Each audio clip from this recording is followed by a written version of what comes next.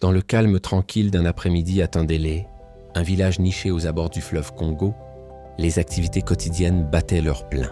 Les hommes revenaient de la pêche, leurs paniers débordant de poissons. Les femmes chantaient en pilant le manioc, tandis que les enfants riaient au bord de l'eau. Soudain, une silhouette inconnue apparut à l'horizon, brisant l'ordinaire. Un homme vêtu d'un costume blanc impeccable, lunettes de soleil noires, chaussures étincelantes. Il marchait d'un pas assuré, tel un voyageur venu d'un autre monde. C'était Jonathan Kalimba. Les murmures coururent parmi les villageois. Qui était cet homme? Que venait-il chercher à Tindélé? Jonathan s'arrêta à chaque pas, serrant des mains. Saluant les anciens jeunes filles, avec un respect captivées par son calculé. allure, s'empressèrent de trouver des excuses pour l'approcher. « Viens boire de l'eau fraîche chez moi, Mobali Kitoko », proposa une jeune fille, ses yeux pleins d'espoir. « Non, viens plutôt chez moi, je te préparerai du poisson », insista une autre. Mais Jonathan déclina toutes les avances, poliment mais fermement.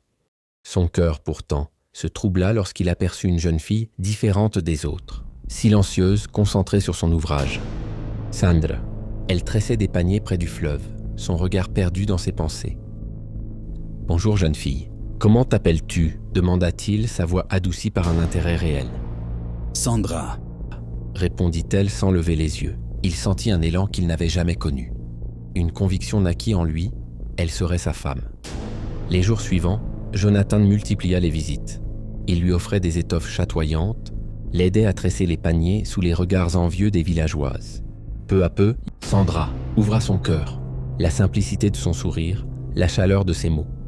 Elle se laissa séduire. La famille de Yalira, impressionnée par les manières de Jonathan, donna sa bénédiction.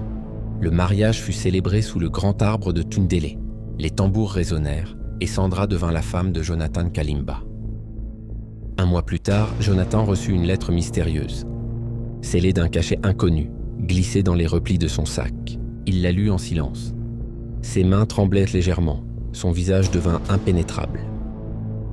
Sandra le surprit un soir, plongé dans une réflexion sombre. « Tout va bien ?» osa-t-elle demander. « Oui, mais je dois partir. » Au petit matin, sous prétexte de ramener des provisions pour le village, Jonathan fit ses adieux. Lui et Sandra embarquèrent dans une pirogue.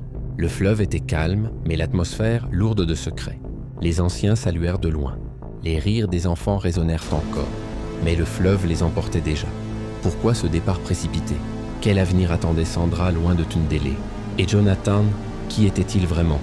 Dans le silence, un dernier écho résonna dans l'esprit de Sandra.